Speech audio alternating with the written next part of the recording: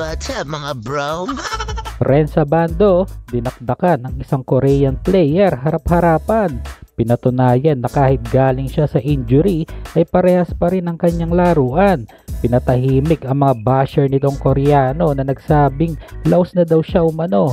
Samantala, bad news at good news na naman dahil sa mainit na talakayan sa issue ni Abando at taas ng sahod nito sa KBL, may ongoing recruitment nga ba sa mga Pinoy hoopers, lalo na sa mga Gilas players, at target nga ba ng KBL na patalsikin si Abando sa liga?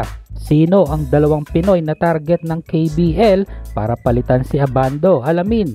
At kay Soto, milyones ang magiging sahod kung sakaling babalik siya sa B-League next season at walang offer mula Summer League sa NBA. Makikita ba natin ng Kawa Soto tandem o magbabaka sakali siya ulit sa Summer League para makakuha ng two-way contract at makapaglaro sa NBA? Mainit na balitang yan sa video natin ngayong araw. Pero baka naman pwede ka mag-subscribe sa aking channel na medyo malamya pero sa umpisa lang yan at babawi sa dulo. Eto na nga at muling nagbabalik ang KBL's highest paid Filipino player na si Renz Abando matapos niya umpisahan ng kanyang bagong season sa KBL, dropping 18 points, 3 rebounds at 2 blocks sa 25 minutes na paglalaro matapos nila talunin ng KT Sonic Boom sa score na 83-81. Ito nga ang unang pagbabalik ni Renz Abando sa KBL season matapos nga nito ma-injured last year na nagresulta sa maagang pagbabakasyon nito last season.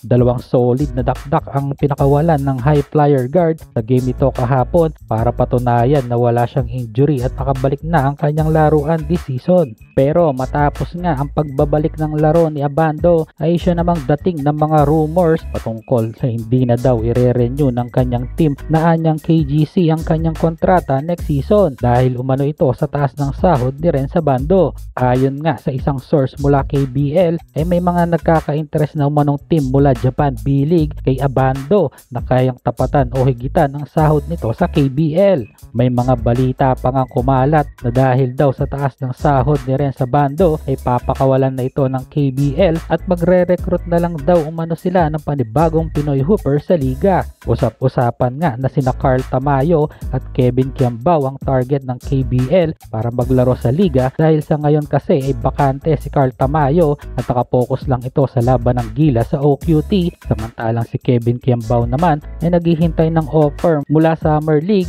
NBL Australia at sa B-League nga sa Japan. Wala pa namang pahayag ang dalawang Gilas player sa mga isyong ito at kung matuloy nga ang dalawa sa KBL o kunin nila ang ibang offer sa ibang liga. Samantala kay Soto, baka milyones ang maging offer after ng stint niya sa kanyang team na Yokohama ngayon kung sakaling magbabalik siya sa B-League at papatusin ulit niya ang offer sa Japan. Magiging free agent nga si Kai Soto next season after nitong maglaro sa kanyang team na Yokohama Corsairs at magkakaroon siya ng option kung magi-stay siya o tatanggapin niya ang offer mula Summer League sa NBA.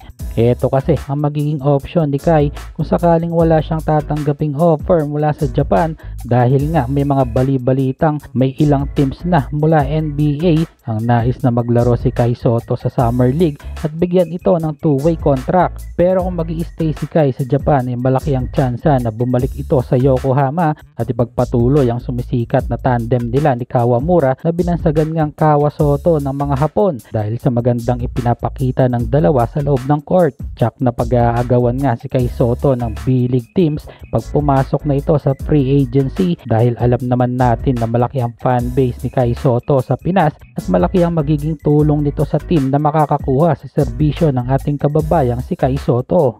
Abangan na lang natin ang kahihinatnan kung papatusin ba ni Kai Soto ang offer sa Japan o magtutuloy siya sa Summer League sa NBA.